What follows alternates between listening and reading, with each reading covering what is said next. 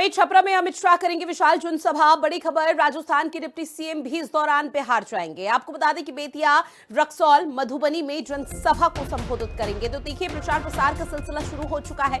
गया और नवादा में सीएम मोहन यादव की भी सभा होनी है। सीतामढ़ी में जनसभा करेंगे सीएम भजनलाल शर्मा, जो कि राजस्थान के मुख्यमंत्री हैं। बेगूसराय में महाराष्ट्र के मुख्यमंत्री फडणवीस का रोड शो होगा।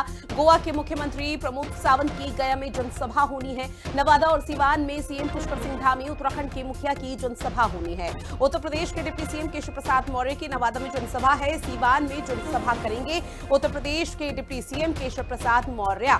तो बड़ी खबर, जहां स्टार प्रचारकों की भूमिका लगातार हर दिग्गज निभा रहा है और इसी के चलते आपको बताते चले कि आज अलग अलग राज्यों के जो मुखिया है, जो दिग्गज है, आज वो बिहार के दौरे पर है, जहां बिहार में विशाल जनसभा करेंगे और बीजेपी के जनादेश और वोट बैंक को मजबूत करने के लिए प्रचार प्रसार का सिलसिला शुरू हो चुका है। क्योंकि अब ज्यादा समय बचा नहीं है जब बीजेपी की या पूरे एनडीए और महागठबंधन की अग्नि परीक्षा है और उसको लेकर लगातार प्रचार प्रसार किया जा रहा है, जिसको लेकर आज अलग अलग राज्यों के, बीजेपी शासित राज्यों के जो दिग्गज हैं वो आज बिहार के अलग अलग जिलों में पहुंचेंगे और विशाल जनसभा को संबोधित करेंगे।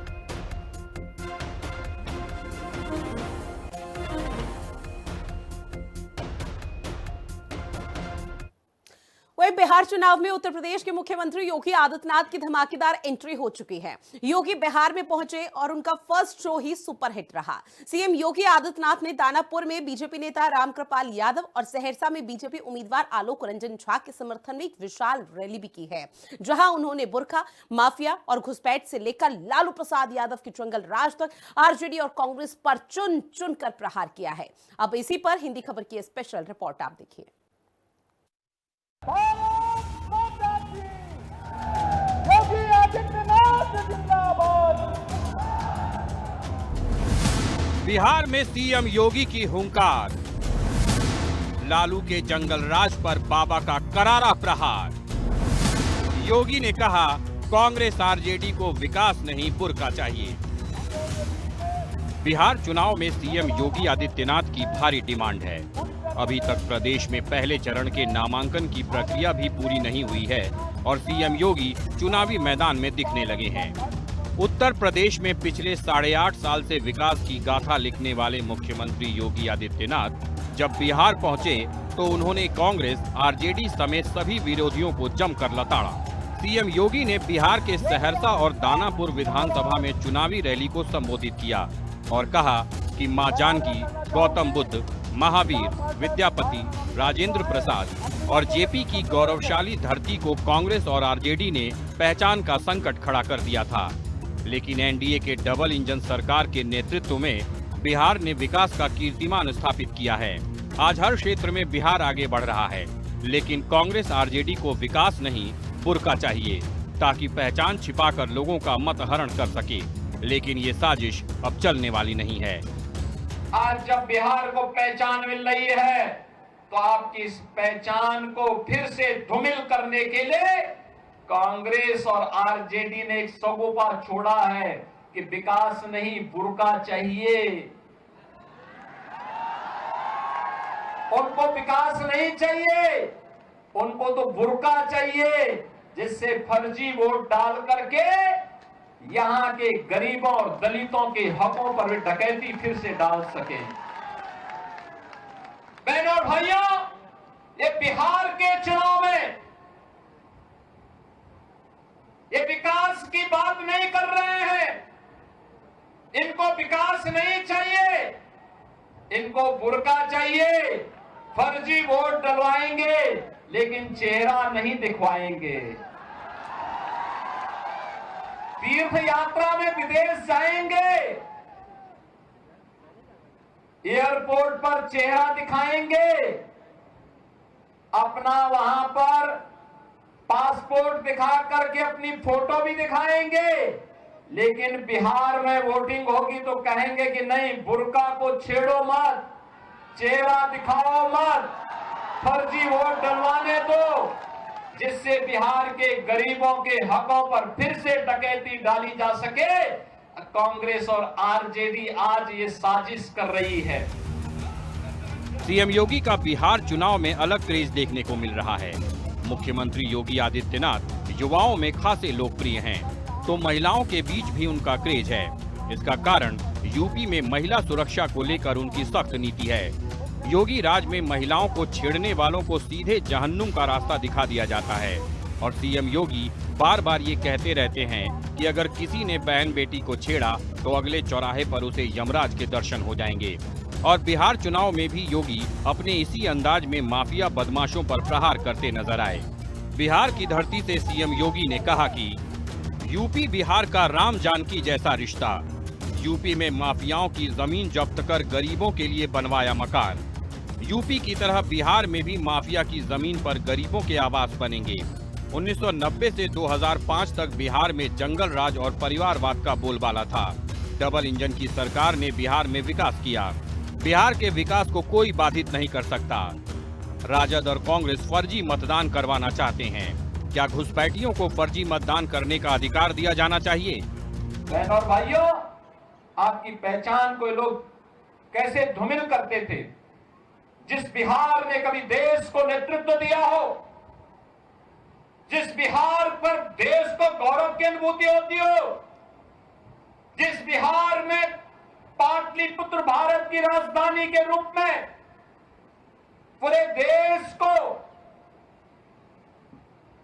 स्वर्ण युग में ले जाने का काम जिस बिहार ने किया हो, वह बिहार कांग्रेस और आरजेडी के समय अपनी पहचान के लिए मोहताज हो गया था। और फिर एनडीए की सरकार जब आई, बिहार को आज उसकी पहचान मिली है। आप सबसे मैं इस बारे में कहना चाहूंगा कि अब कोई भी बिहार को उस पुराने लालटेन युग में नहीं लेके जाएगा। अब तो एलईडी की दुधिया लाइट में नीतीश जी बिहार को लेकर के आगे बढ़ चुके हैं और बिहार के विकास को कोई बाधित नहीं कर सकता। और बिहार के इस विकास को आगे बढ़ाने के लिए ही आज आप सबका आह्वान करने के लिए मैं आपके बीच आया हूं। मुख्यमंत्री योगी आदित्यनाथ उत्तर प्रदेश में जिस तरह से सपा के माफिया राज पर प्रहार करते हैं और लगातार कहते रहते हैं कि किस तरह से माफियाओं के इशारे पर समाजवादी पार्टी की पिछली सरकार चलती थी, ठीक उसी अंदाज में योगी ने बिहार में लालू के जंगल राज और परिवारवाद पर अटैक किया। योगी ने मंच से यूपी के माफिया मॉडल का जिक्र करते हुए कहा कि यूपी में भी आरजेडी के पार्टनर अराजकता फैलाते थे, लेकिन अब उनकी दुर्गति हो गई है और माफियाओं को जहन्नुम भेज दिया गया है। साथ ही उन्होंने परिवारवाद पर भी प्रहार करते हुए कहा कि आरजेडी ने बिहार के हित की नहीं बल्कि अपने परिवार के हित की चिंता की। लालू प्रसाद यादव के लिए राबड़ी देवी का परिवार ही उनका परिवार है, लेकिन मोदी जी कहते हैं कि देश के 140 करोड़ लोग उनका परिवार हैं। एनडीए सबका विकास चाहता है। आपने देखा होगा उत्तर प्रदेश में माफिया तो जहन्नुम की यात्रा में जा चुके हैं।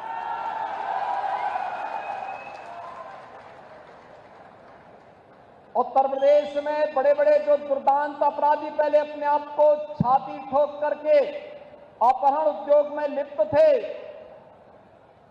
आरजेडी के ही पार्टनर वहां पर भी इस अराजकता को फैलाते थे। आज उनकी क्या दुर्गति हो रही है और हम लोगों ने तो इनकी प्रॉपर्टी को भी जब्त करके गरीबों के लिए आवास बनाने प्रारंभ कर दिए।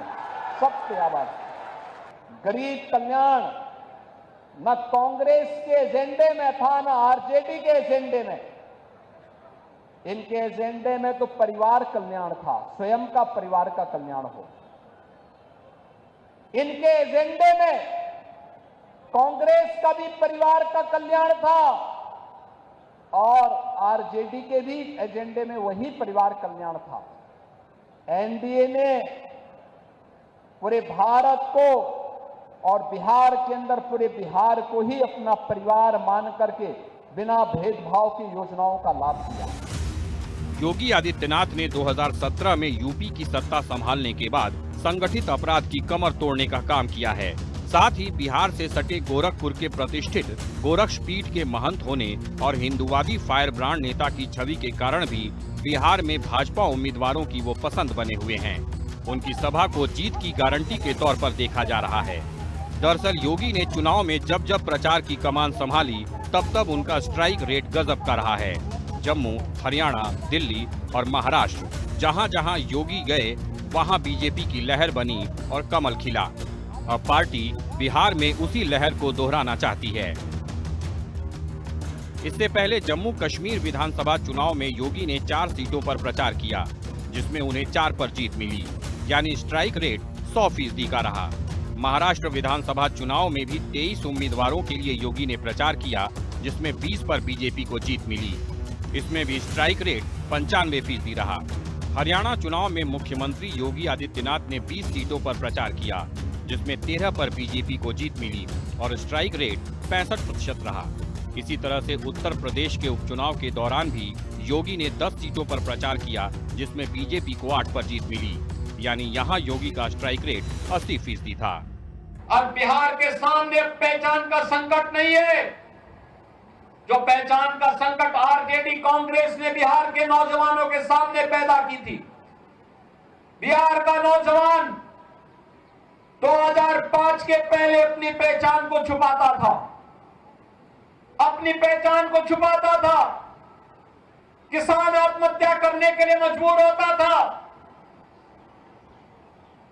पलायन होता था, उपचार की सुविधा नहीं थी, सड़कें नहीं थी।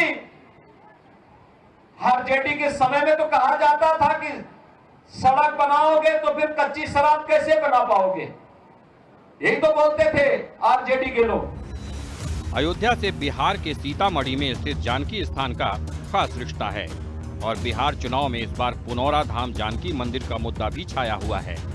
इसी साल 8 अगस्त को गृह मंत्री अमित शाह और मुख्यमंत्री नीतीश कुमार ने पुनौराधा जानकी मंदिर की आधारभूत संरचना के विकास के लिए भूमि अधिग्रहण के साथ निर्माण कार्य का शिलान्यास किया था। मंदिर के जीर्णोद्धार और आधारभूत संरचना के विकास के लिए 890 करोड़ रुपए मंजूर किए गए हैं। एनडीए के नेता घर घर संपर्क अभियान के तहत इस उपलब्धि को बता रहे हैं और सीएम योगी ने भी बिहार चुनाव के अपने पहले दौरे में इसका जिक्र करते हुए कहा कि उन्हें चुनावी सभा के बहाने ही मां जानकी की धरा पर आने का अवसर मिला और उत्तर प्रदेश बिहार केवल राम और मां जानकी के मिलन की भूमि नहीं है, बल्कि ये साझी विरासत और साझी संस्कृति का प्रतीक है, जिसे आगे बढ़ाने की जरूरत है। इस विरासत को और बढ़ाने की जरूरत है। आज बिहार में विकास भी है, विरासत भी है।